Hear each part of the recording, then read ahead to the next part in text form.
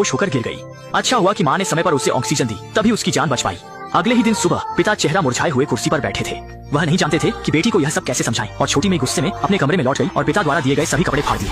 वह यह स्वीकार नहीं कर पा रही थी कि उसके पिता एक राक्षस हैं। लेकिन आधी रात को उसने देखा कि कोई उसके कमरे के दरवाजे पर दस्तक दे रहा है। सोचा भी नहीं था कि वह उसके अपने दादा थे। असल में वह नहीं चाहते थे कि छोटी मेई के मन में कोई मानसिक छाप रह जाए, इसलिए उन्होंने उसे चुपके से अपने गांव ले जाने का फैसला किया। लेकिन जब वे आधे रास्ते में थे तो माता पिता ने शॉर्टकट लेकर उनका पीछा किया। वे छोटी मेई को ले जाने की अनुमति नहीं देंगे और छोटी मेई किसी भी कीमत पर माता पिता के साथ वापस नहीं जाना चाहती थी। खींचतान के दौरान पिता को दादा ने एक घूंसा मारकर गिरा दिया, लेकिन अपनी बेटी को रोते हुए देखकर दादा का दिल पिघल गया और उन्होंने समझौता कर लिया। इस तरह छोटी मेई को फिर से माता पिता के पास ले जाया गया और पिता ने छोटी मेई के संदेह को दूर करने के लिए उसे उस रात के महल में ले गए और फिर उसे परिवार के उस अज्ञात रहस्य के बारे में बताया। असल में उनके परिवार पर एक श्राप था और जैसे ही परिवार के सदस्य वयस्क होते हैं, पूर्णिमा की रात को वे वेयरवुल्फ में बदल जाते हैं और जब वह वेयरवुल्फ में बदल जाता है तो खून का प्यासा और हिंसक हो जाता है। छोटी मेई को चोट न पहुंचे इसलिए वे इतनी दूर दराज से महल तक आते थे, क्योंकि हर बार वेयरवुल्फ बनने पर वह जीवित प्राणी को खाने की इच्छा करता था, इसलिए माँ एक सुअर लाती थी। इससे उसकी पशु प्रवृत्ति संतुष्ट होती थी और वह पेट भर खा सकता था।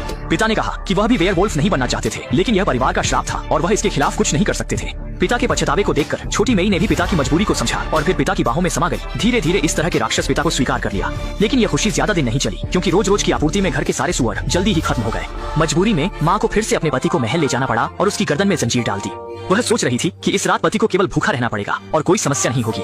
लेकिन इस रात का चांद बहुत चमकीला था और यह 100 साल में एक बार आने वाला रक्त चंद्रमा था। दादा अच्छी तरह जानते थे कि आज रात बदले हुए वेयरवुल्फ को और ताकत मिलेगी, वह पहले से भी ज्यादा हिंसक और खूनी होगा। जंजीर और जेल मजबूत वेयरवुल्फ को बिल्कुल भी नहीं रोक सकते, इसलिए उन्होंने सभी दरवाजे और खिड़कियां मजबूती से बंद कर दी ताकि कोई त्रासदी न हो। लेकिन इसके बावजूद आधी रात 12 बजे के बाद वेयरवुल्फ पिता फिर भी समय पर मारने आ गया। वेयरवुल्फ को घर में घुसने से रोकने के लिए माँ ने दरवाजे के बाहर जोर से चिल्लाया। उम्मीद थी कि वेयरवुल्फ पति को डांट कर भगा देगी, लेकिन इस समय वेयरवुल्फ पूरी तरह से मानवता खो चुका था। थोड़ी देर में ही दरवाजा तोड़कर अंदर आ गया। दादा ने देखा और रोकने की कोशिश की, लेकिन वेयरवुल्फ ने एक ही बार में उसे गंभीर रूप से घायल कर दिया।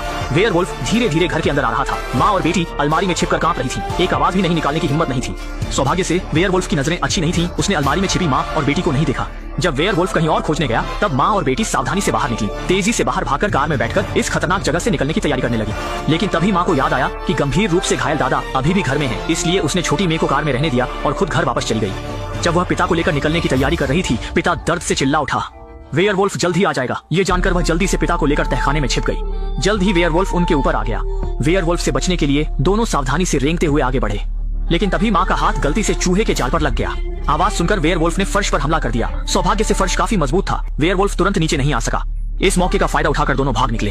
जब वे तहखाने के बाहर पहुंचे, कार में बैठी छोटी मेई ने तेजी से एक्सेलरेटर दबाया, जिससे लोहे की ग्रिल टूट गई। दोनों इस तरह सुरक्षित बचकर बाहर निकल आए। लेकिन जब वे जाने की तैयारी कर रहे थे, महत्वपूर्ण समय पर कार ने धोखा दे दिया, किसी भी तरह से स्टार्ट नहीं हो रही थी। देखते ही देखते वेयरवुल्फ तुरंत ही करीब पहुंचने वाला था। दादा ने माँ और बेटी को जल्दी भागने का इशारा किया, जबकि वे खुद वहीं रहकर वेयरवुल्फ को रोकने लगे। हालांकि दोनों